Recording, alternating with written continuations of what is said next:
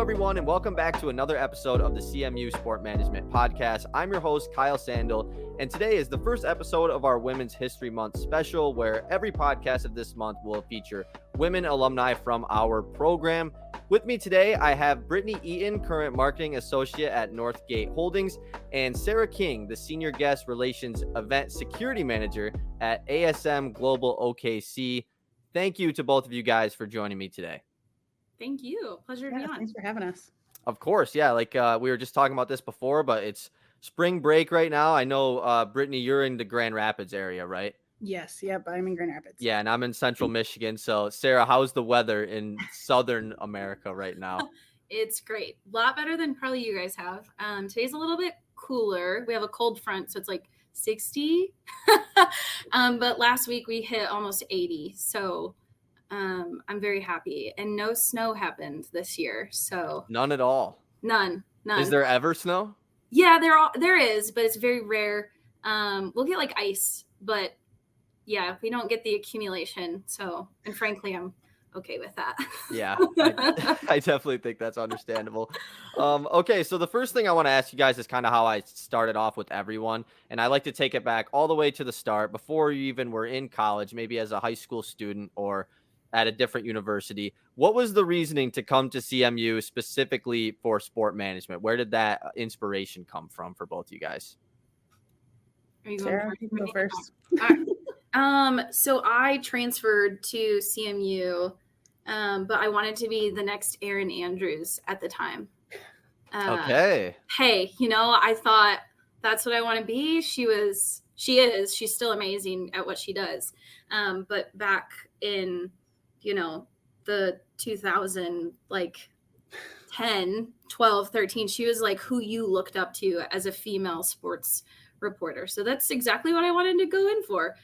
Didn't end up doing broadcast at all. I took one class and I was like, this ain't me. But that's what I went initially for. So, okay. Yeah. Yeah, so I actually started at Central as an athletic training major. Then Kevin Ware broke his leg in the March Madness tournament and quickly realized that that's probably not for me. Oh, wow. That was brutal. That was bad.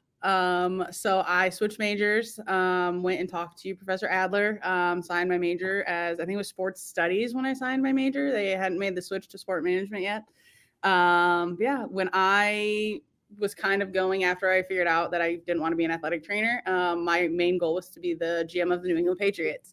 Pipe dreams, obviously, but that was the goal. So, just growing up around sports and just being able to, make that my career was something that definitely interested me.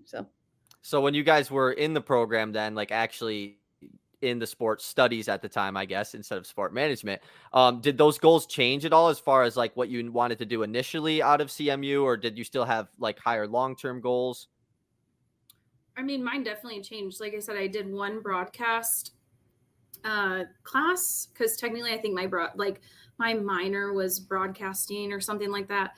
And I thought, no, this ain't it. So what's next? So then the next thing was, I can't remember the classes now, but I had another sport class in the 100 level, or maybe it was 200. And I thought, okay, there's several other avenues. And then that's when I went to do a bunch of different internships just to see what I liked. But my goals after that one class, immediately I knew that's not what I wanted to do. Mm-hmm. Mm-hmm. So. Yeah, obviously, my goal kind of changed a little bit. Obviously I would still love to be the GM of the New England Patriots, but just finding out what different avenues I could take. Obviously Sarah's doing her thing, guest services, things like that. Obviously sales. I started in sales right out of college. My internship was game day operations. So just finding kind of what I like to do and different things definitely helped. And being able to talk to the professors, kind of learn about their trajectories, what led them to Central. So yeah, it definitely changed a little bit once I was at Central and in the classes. So. Yeah, so you guys bring up talking about internships when you were at Central Michigan. I saw that Britani, you were with the Chicago Bandits, and Sarah with the Saginaw Sting. Just a couple things. How were those internships for you guys, and how did they help you kind of shape your goals or what you wanted to do specifically in sports? Well, I did 3 different internships. that were all different things. So like Saginaw Sting was like game day ops. I was like, that's fun. I really like that. The Saginaw Spirit was calm, like it was more public relations, and I did it, but I realized after that internship, I was like, no, that ain't it again. And then I had my last internship within the venue operations side, but more like guest services, event security for Palace Sports and Entertainment. And so that's when I was like, no, like this is it. This is what I like. Now the next part is like finding that mentor, finding mentors if possible. But like internships was a true opportunity to see even more what I didn't like and what I did like, with obviously classes as well. Because as I got more involved in classes, like the class where you have to do, what was that? You had to do like we did a softball, it wasn't like a softball thing, but it was like a silent auction, and then you had to raise money. It was like, we did strikeout cancer is what we did. But I liked the planning side of it. Like I'm a big planner, like my type A personality fits with like event management, like what I currently do in a sense of like on the event side. And then like the actual like game day production side of it, the marketing piece, like the sponsorship piece, like that wasn't like my strength. And that class helped with the internship knowledge that I already had of what I did and didn't like. So I just needed to leverage my strengths from my internships in class, and then obviously now throughout my career. Okay.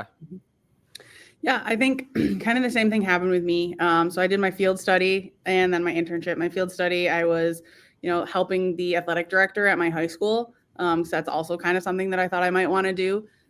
Quickly realized I don't want to work with high school kids every day. So kind of tossed that one to the side, and then did my internship with the Bandits and game day ops. And with that one, pro softball is very much like minor league baseball. You're going to do everything. So I did everything. I did ticket sales. I did game day ops. I did, running the music for a game. I did all of the different things. So that definitely helped me realize kind of like what Sarah said, like what I like and what I don't like. I realized that I don't like the planning side like Sarah does. I like the game day. I like running things on game day. I like the marketing side of things, which is obviously I'm marketing right now. But I like being able to do that kind of thing, like use my creativity skills and like be able to, have everyone have those experiences and like, know, like, hey, like I helped create those game day experiences for them. So that's pretty funny that you guys kind of found out in the same way that you were on the opposite sides there of what you did and didn't like. That's the beauty of it. Yeah. So my last question that is specifically related to Central Michigan is when you guys were in the program, were you guys in the program like together at the same time? Towards the end, I think we had different classes at the beginning. Yeah. And then at the end, right, like we had like the last like 2 or 3 classes together or we were taking them at the same time with different professors, I think, right? Yeah. And Sarah graduated a semester before I did. So. Yep. Gotcha. So what was your guys' favorite part then of being a part of the program? Obviously there's so many different things that you could choose from. It could be, the fact that you got to work in internships or maybe getting exposure in the CMU athletic department. Like what was your guys' favorite part of the program when you were at Central? You can go first, Brittany. Okay, I can go first. Let's switch places. Yes. I think my favorite part is, just the professors and the kids, the people I was going to school with. So obviously, like Sarah and I are still really good friends. I still talk to a lot of the people that I went to school with. I still talk to the professors all the time. And just like having those connections and being able to keep those connections long term. I think that's something that probably might, set CMU apart from other universities. Just because our professors are so involved and invested in us while we're there and then after as well. So that I think that probably was my favorite part of the program. Yeah. When you touched on, Kyle, the opportunity to be in the athletic department. So my job, like without the internships, was working for the event management part of the athletic department. Okay. And so I think, one of the best things that happened was being able to work in that department, because that was, along with the internships, definitely was like, yep, it's cementing. This is what I want to do. And then I found like my mentor, and he's great. He's moved on to a different university. He's no longer with Central, but while I was with him and under his leadership, it just, sometimes you meet those people and you're like, they'll look out for me. Like I could call him up or text him and say, hey, I am in a situation and I don't know what to do. Like, what's your thoughts? And I don't think I would have found that probably anywhere else outside of Central. And then I learned how to like just grow as a person. There's a lot of challenging courses that they give you there, I think, that make you think about real world situations, because reading something out of a textbook can become dated within a year, right? So the content has to be real world. It has to be situational. And I think that 99% of the classes that I took at Central, specifically within the sport management program, were real world, real life situations that made you critically think and work together as a team. And I think that's all what I do as a current career person. Right. So I think that's important if you learn it earlier, so you just transfer it to your career. Yeah, I think that's a great point, because most all of the classes are very group oriented. Obviously there's Adler's marketing class where you have to do that whole project with selling tickets and everything. And there's basically every class that isn't one of the introductory classes is a group oriented class where you have to put on some sort of event and everything. So I think that, like you said, it's definitely better than just reading a textbook and, except for Dr. Ballou teaching us about numbers and everything.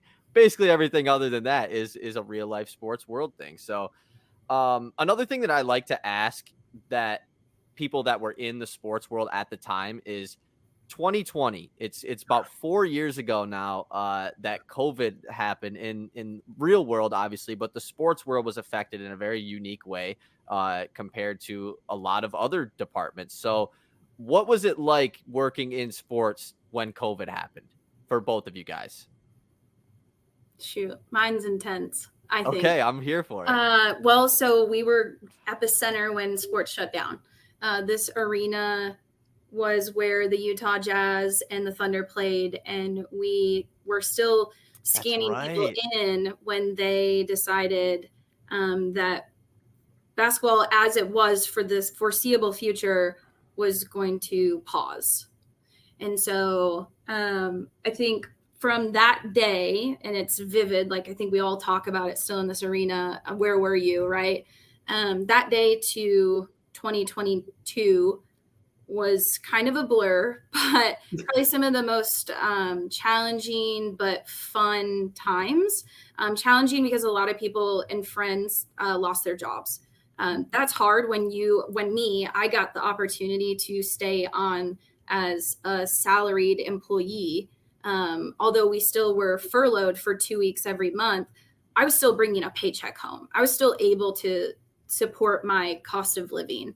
When a lot of people that I knew, I felt like every day I was getting on LinkedIn or something and someone would say, looking for new opportunities or this or that. And that becomes tiresome, because I know that we were getting ready to plan to have a non-guest facing NBA season. Like we still had to plan. So you're still having to be employed to plan. But if you maybe were in social media, or maybe you were, I don't know, there's a lot of other departments though, that if you don't have guests in the seats, your job was non-existent. And so it was just really tough. But the moment that we were able to have games on the court or events in the seats, our first event back with the guests was PBR, and it was social distance. And to get that launched was nothing short of a lot of team effort from PBR, us as the venue. I don't know, it's a lot. And people who were there and who had to work through, they faced their own challenges, but it's the people who lost their jobs. You just hope that they made it out safe, right? And I'm telling you right now, like sports is where people come to spend their disposable income. When no one has disposable income, it's really hard, right, to come here. And that's what you always thought. Oh, sports, like even during the market crash in 2008, people were going to Yankees games. But during COVID, nobody's able to go anywhere. Right. So long story short, we thought that we were kind of invincible, frankly. I thought this was like this career was like we're always gonna have something. We're always gonna make money. And the reality is like, no, you can cut a lot of that crap out. What I'm trying to say is so many people lost their jobs, and I'm very thankful to have a job, because there's so many people who were impacted negatively regarding that, because there weren't guests in seats. You couldn't sell tickets. Mm-hmm. So. Yeah, echoing what Sarah said for that. Cut that out. So my experience, I was working with Traverse City Pit Spitters at the time. So I was in, college wooden bat baseball. I just remember we were getting ready to watch, I think it was the Big Ten tournament at lunch with all of my coworkers. We were in the conference room, and we were just kind of sitting there like having this weird feeling that just something bad was going to happen. And I think Michigan had taken the floor, and then they sent them back to the locker rooms. And we all just kind of like looked at each other like, what's going to happen? So they ended up canceling that tournament. They canceled March Madness, and we're kind of sitting there like, what's going to happen? Like, what do we do? And so we weren't prepping for a baseball season, but at the same time, we were prepping for a baseball season in case, we opened up. So we, in Traverse City, Northern Michigan didn't really have the cases that Southern Michigan did. So when Gretchen Whitmer did put us in the zones, and ended up opening, I think we were zone 5. She said we could have 500 people in a stadium socially distanced. And we had 2 weeks to put together a baseball season. It was the most stressful 2 weeks I think I've still to this day ever had.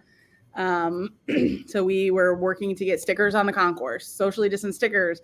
We were trying to figure out where we can put hand sanitizer stations, doing all of these things, trying to figure out the mask mandate and what it means for us. Since we're outside, do they have to have their masks? Like, can they have them off in their seats? Do they have to have them when they're on the concourse? So just like figuring out those aspects. And then obviously there was no in or out of state travel for sports teams. So we created a pod with the Pit Spitters, and then we created 2 new teams completely from scratch in 2 weeks. It was Great Lakes Resorters and the Northern Michigan Dune Bears, I think, was the other team. 2 days into I did not know that. Yeah, yep. So 2 days into our season, we start getting all of the COVID tests back from the players, and one entire team tests positive for COVID. And we're like, what do we do now? So then we had to pause for 2 weeks. It was right before the 4th of July. I will never forget this. It was right before the 4th of July. We had to pause for 2 weeks. We didn't know if we were going to start again, because we were like, this is a huge hassle. Like, what if this happens again? Like, this is not looking good for us. So we paused for 2 weeks. We end up sending all of the Dune Bears home. So they go home, and we just have the Pit Spitters and the Resorters. We played, I think, 76 games in 79 days, and it was the same 2 teams every single night. Oh, my gosh. Yeah, we had 500 fans in the stands. We sold out every game, but it was the same 2 teams every night. And by, I think, like, game 30, we were all like, this is, like, Groundhog's Day. Like, how do we get through the rest of the season like this?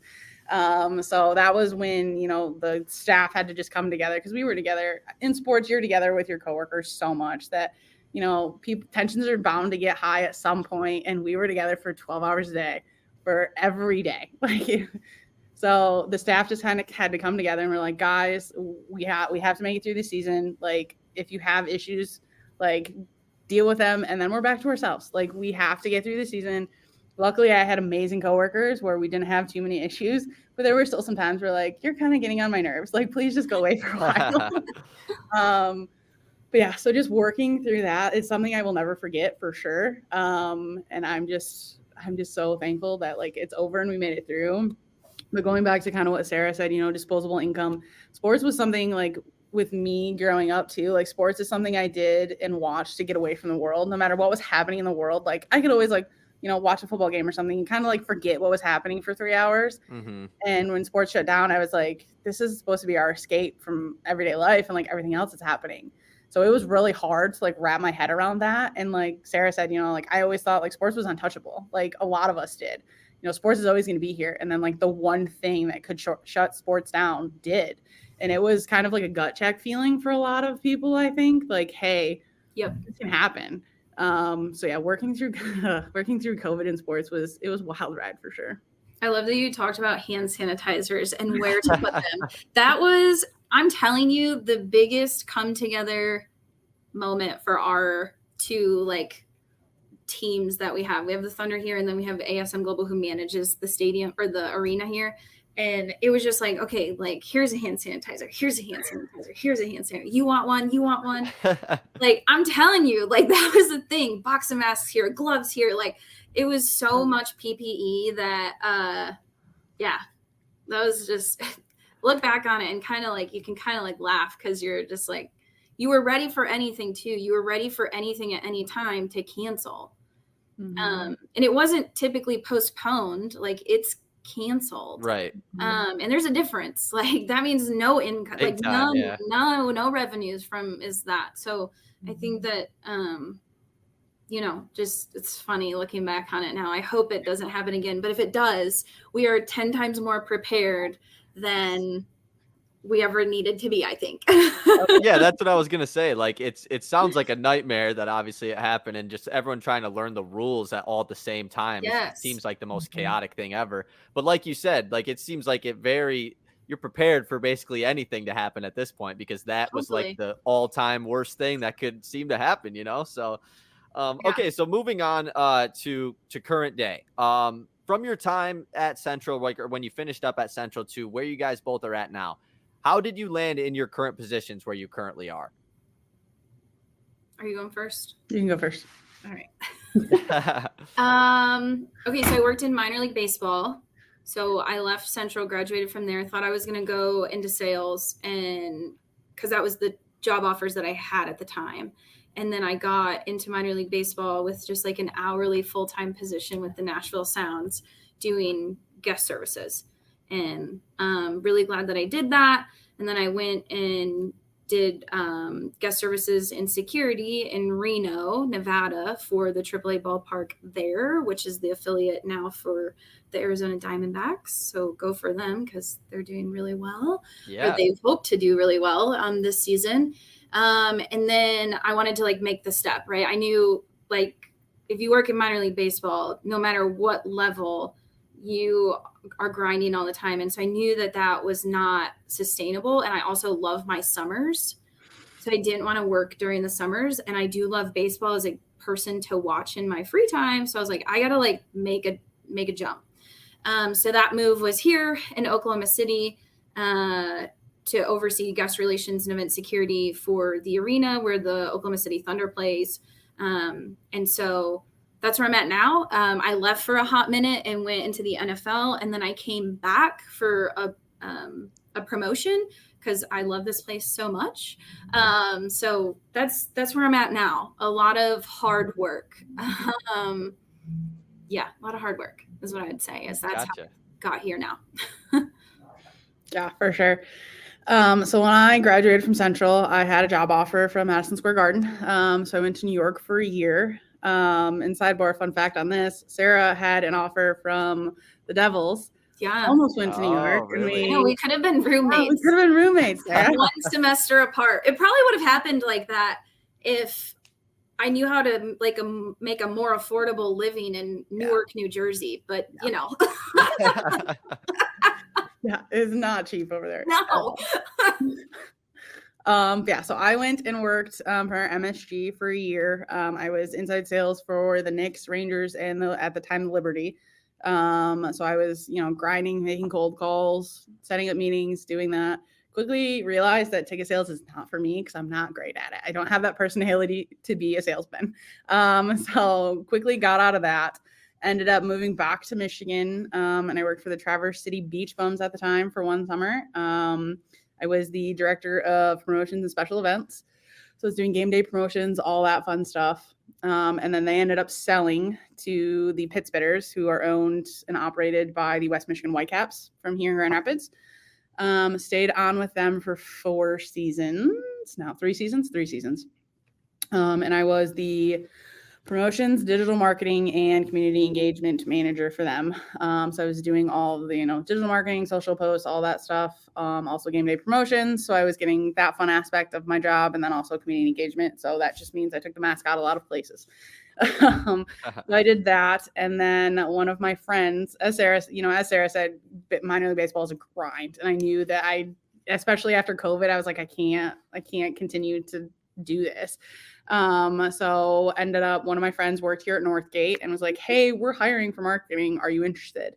Applied, and now here I am. And I oversee 5 campgrounds, the marketing for 5 campgrounds across the country. So not quite sports, but outdoor hospitality. So yeah, that's how I ended up here. So you guys talk about like moving across the country, obviously going to New York, and for Sarah going to OKC, Arizona, back to OKC. How difficult is it from a, just a personal level, like moving like that, away from your family and stuff, and or bringing your family with you, if that's the case? Like, how difficult is it on a personal level to make that jump across the country? I know I have a different response than Brittany. So This is good. This is good. Yeah. No, I have a different take, and I have a very unique family dynamic. My parents retired when I was graduating high school.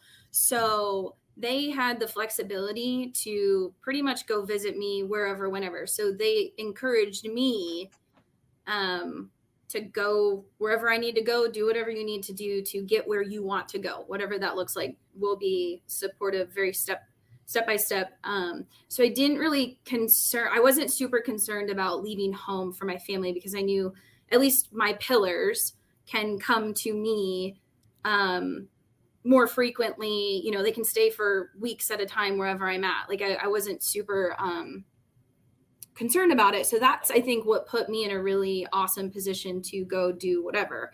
When I met my husband here in Oklahoma City, that changed things. So we had to make a decision if we were going to go to Arizona. He had an opportunity as well. We did go there, and then things changed back here. And so to come back here was the most advantageous for us.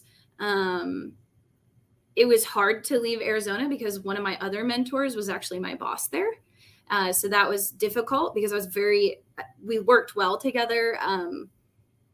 But sometimes you do have to take into account you're not thinking about yourself anymore. And that has recently pivoted for me. Like now that I'm starting on the next phase of my life of building my family, like that is where that's now become my focal point. So I kind of put a lot of that off, like the personal life stuff on, because I wanted to get to a certain spot before I started to focus on that. So now I'm like in a separate thinking about family. Like every move that I make, every decision that I make is like got somebody else in mind. So that's the impact. I have it kind of reversed, I think. Yeah, for me, it was kind of hard to leave Michigan at first. When I got my job offered to New York, I kind of told my parents, I was like, yeah, I'm moving to New York. And they were like, no, you're not. Like, what? That's not happening. And I was like, no, I'm really moving to New York, guys. So I moved to New York, greatest experience. I wouldn't change that for anything. And when I moved back, I called my parents. I was like, oh, like I'm moving back to Michigan. They're like, no, you're not. Like, whoa, you're in New York. I was like, no, guys, I'm really moving back to Michigan.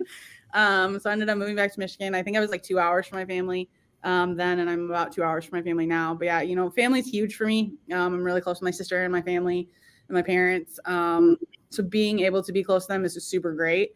As I kind of get older, I'm kind of like realizing like maybe Michigan's not, like the final place for me. So definitely still like open to moving. I love to travel and get to see new places. That's one of the things that I love most about my job now is I get to go to my campgrounds all the time. So I get to go to Texas and New Jersey and, Memphis and Ohio and all these fun places. So definitely, I don't think this will be where I settle. So we'll see what happens and how my parents react next time. So yeah, that's funny. So going back to like what you guys are doing now, obviously in the sports world or just in most of this industry, a day-to-day really is not your typical day-to-day. Obviously it's very, very unique in that realm, but what is the current responsibilities in your guys' career? And like, what would you say this time of year is a day-to-day for you guys? Oh, brutal. I'm not even kidding. We start tomorrow from the 8th to the 20th. We start from the 8th to the 21st with an event every day. So, wow.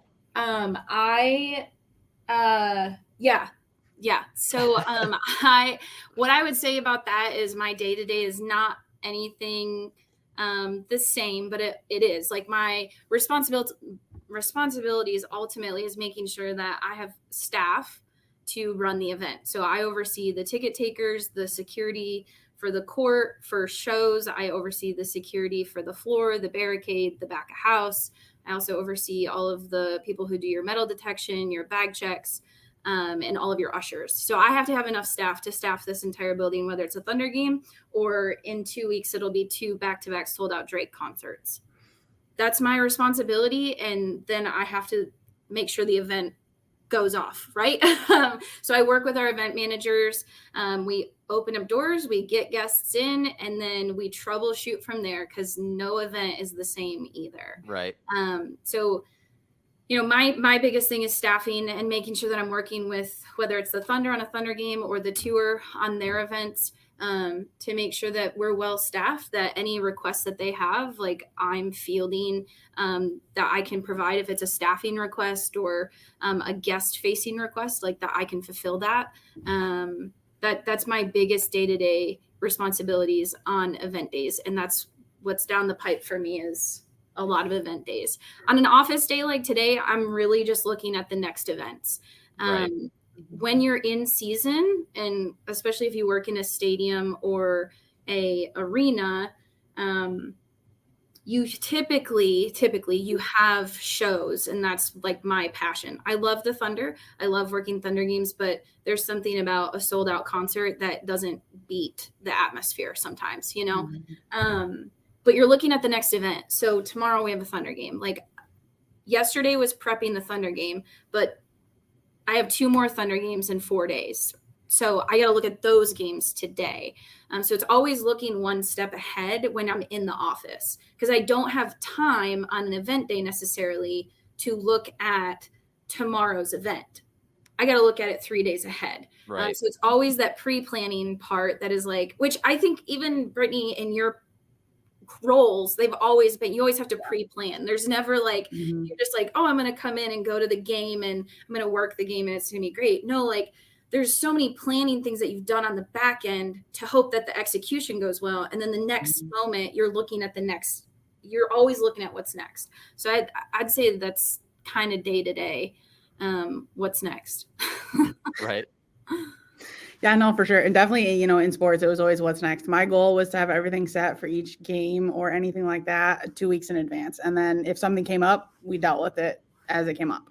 But just having that like plan in place 2 weeks in advance definitely helped alleviate a lot of stress and anxiety that everything was going to go well. Right now in my day-to-day, everyone, like we don't really have like a downtime right now. Spring break for my Texas park starts tomorrow. So it's a lot of last minute things, getting them ready for that, make sure all their hours of operation are changed, make sure they have all of their signicades and like all of their marketing pieces that they need. So making sure that's changed and ready for them. And you know, once spring break ends, we're just ramping up for peak season. And then once peak season gets here in May, it's a lot of, you know, troubleshooting, you know, doing little things for the park teams that they need. So that's where it is. And then once peak season ends, we have like a week, I guess, of downtime whenever it's like, oh, okay, peak season's done. But then we ramp up for Halloween because Halloween's just another peak season for us. Right. And just continuing to do that. My day-to-day changes every day, even here. I have 5 different campgrounds and they're all in different states. Each campground needs different things at different times. I have different meetings with park teams at different times on different days. So it's ever changing here too, which is one of the things that I really like about this too, is, you know, not every day is the same. Not every day, you know, it's not monotonous. I'm not doing the same thing every day. I couldn't do a job like that because I would go insane. So just being able to, you know, like have a different day plan every day. I kind of like look here. I kind of like look every Sunday and I'm like, okay, I'll play my week. And then as things come up, we do that. We handle that. Thankfully, no PR crisis yet this year that I had to deal with last year. And I'm really hoping that we don't have any this year. So also, I mean, those come and then we have to handle those. So it's just a lot of, you know, like troubleshooting here too. And just making sure that everything is running smoothly as it can be from my end and being able to communicate with the different departments, you know, like the park team's on site. I'm not on site. We're remote from the park teams. So we're in Grand Rapids. Our regional ops managers, they travel all the time, but being able to talk to them and the park teams on site, us, design, architect, construction, all of these different things. and being able to talk to them as needed as well. So yeah, day-to-day changes every day over here. I think that's one of the best parts about the sports world that everyone that I have on the podcast kind of talks about. Like, that's what they love about it, that it's not getting up at the same time and working the same shift every day and doing the same stuff. It's, you never know what a different day has for you in store. So, a specific question I have for you, Sarah, that I just kind of thought of, with the Thunder, obviously having a very successful season this year, going to be going to the playoffs.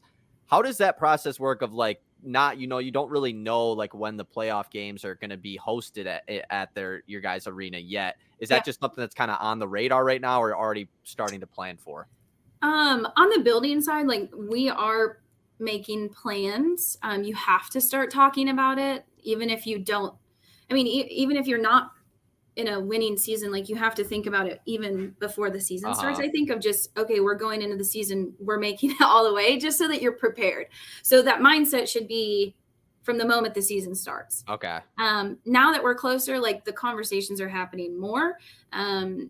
Obviously, you can't execute any of those conversations and or plans until that schedule drops, which is April 16th, I think, is when we'll find out, where all the cookies crumble on the dates. And the dates are the linchpin, right? Like, the moment those dates drop, everything starts to come together. Scheduling for all of the different people that need to be in this building, whether it's food and beverage, janitorial, riggers for lighting, operations and conversions, like, all of that starts to happen, and it comes together in a beautiful chaos.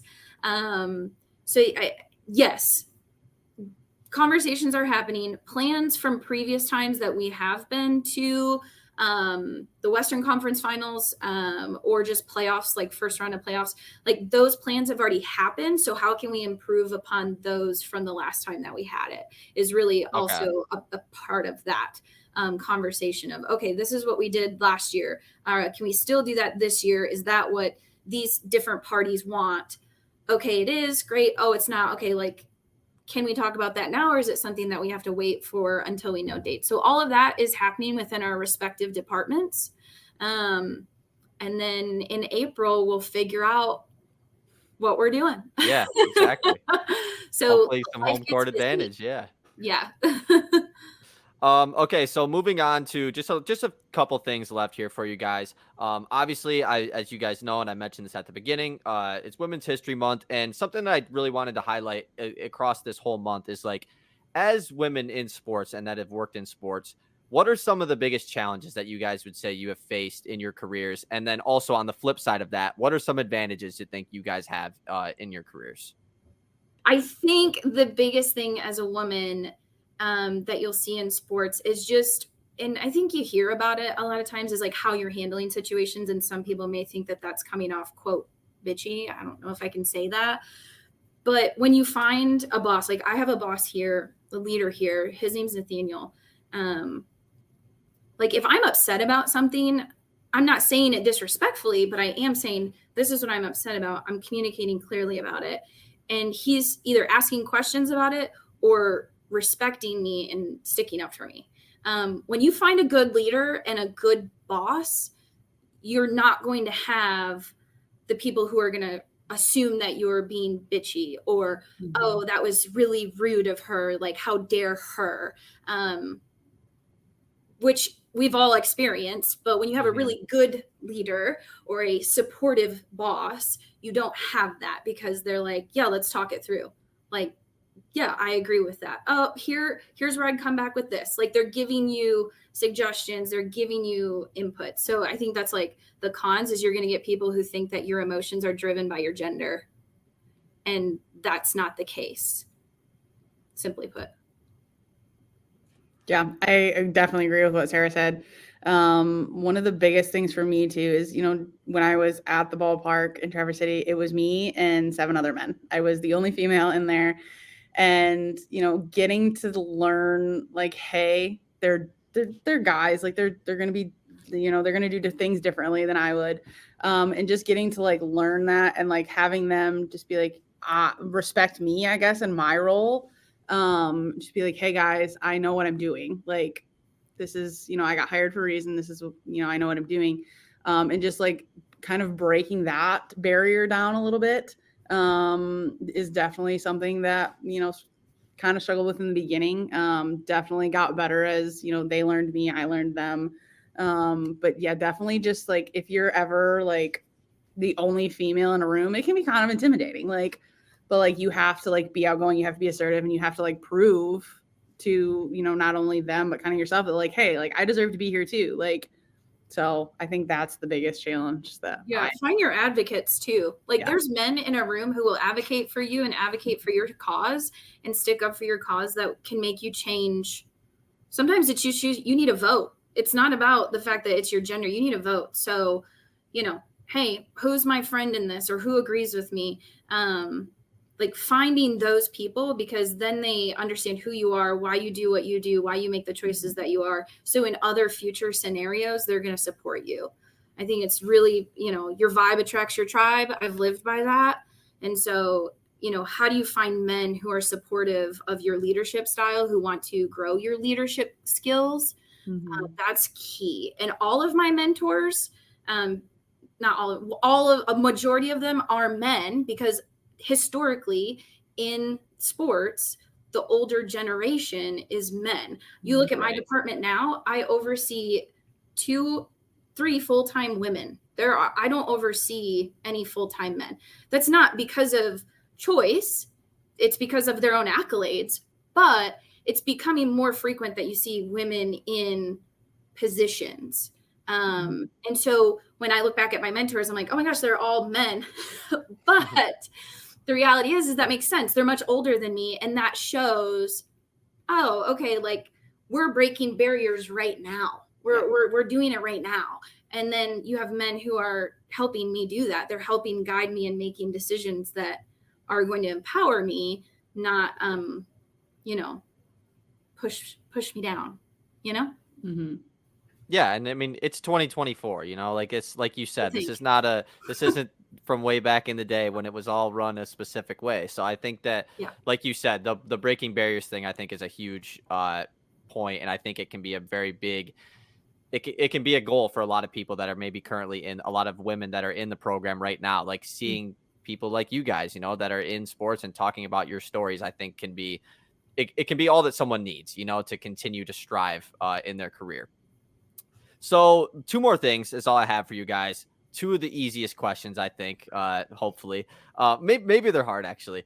What has been the favorite part of your guys' career so far? It can be something that is currently in your career. It can be something that happened in the past.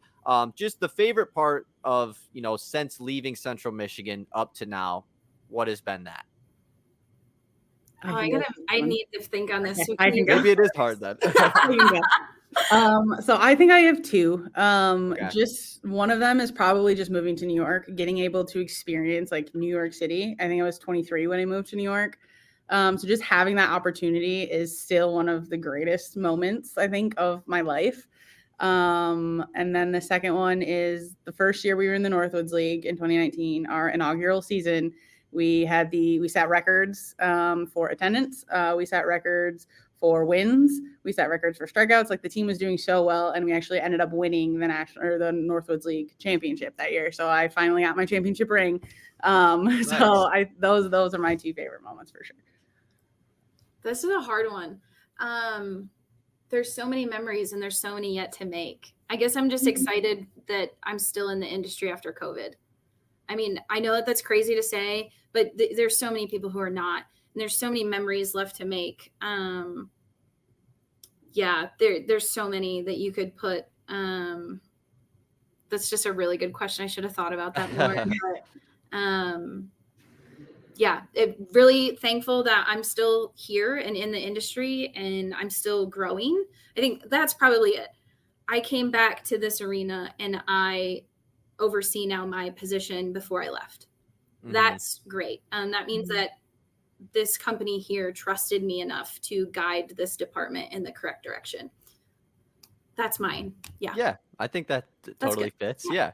Perfect. Okay. So the last thing that I have for you guys is how I end every episode. And that is, you guys have already given some great advice. So this can definitely be like repeated stuff, but what is your biggest piece of advice to current people that are in the program at Central in the undergrad? And it can be specifically to women, it can be to everyone. What would be your guys' biggest piece of advice, though? Nothing beats hard work. Put in the work. Ask questions. That's doing work. That's doing your research. Put in the work. Put in the time. Put in the effort. Because in your career, in your goals, if you don't show effort, someone else is going to. So you gotta put it in. You can't expect someone else to do it for you, because ultimately you might get there on the coattails of someone else. But if you don't have your talents and your abilities, it's going to show through very quickly. So if you're doing the work and you're putting in the effort and you're asking the questions,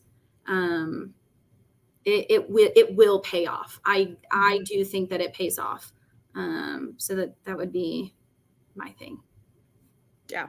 I think mine is just be comfortable being uncomfortable. Like moving, stressful, it's anxious, like be open to moving, be open to relocating, be open to maybe, you know, like taking a job that's not your dream job right out of college. Like you have to, you know, like Sarah said, put in the work, make the moves, and like work yourself up to where you want to be. So just being uncomfortable, like being comfortable being uncomfortable is something for sure. And then like just like me being a salesperson, like I would like that's not me. Like cold calling people is not fun. Like it wasn't fun for me. Some people it's super fun and they absolutely love it and great for them. But like that's something that, you know, like I had to do that to learn that that's not what I want to do. But just being able to, you know, like have those experiences and move forward with that. And then another thing too is like talk to your professors and make friends with the kids in your classes. You know, I still talk to Adler all the time. Sarah and I still talk. I love being able to like see the kids that I went to school with growing in their roles. Like I'm always cheering for them. Like I love when Sarah's like, oh, I got a new job, or I'm moving to Arizona, or I'm moving back. Like I love hearing those stories. Like just being able to like root for them too. Like it's great. Yeah. And specifically for women, like there's so many women in sports right now in leadership positions. There's not like, don't let that be your thing to be scared of at this point. Like, I think I look around at all of my colleagues. Don't let the fear of a room full of men stop you, because there's going to be so many other people who will support you. You got to find them, and that's putting in the work, right? But there's so many other people who will support you. So don't let that be the thing that's going to hold you back. Yeah, for sure. Agree with that totally. Awesome. Well, thank you guys. I think this was great.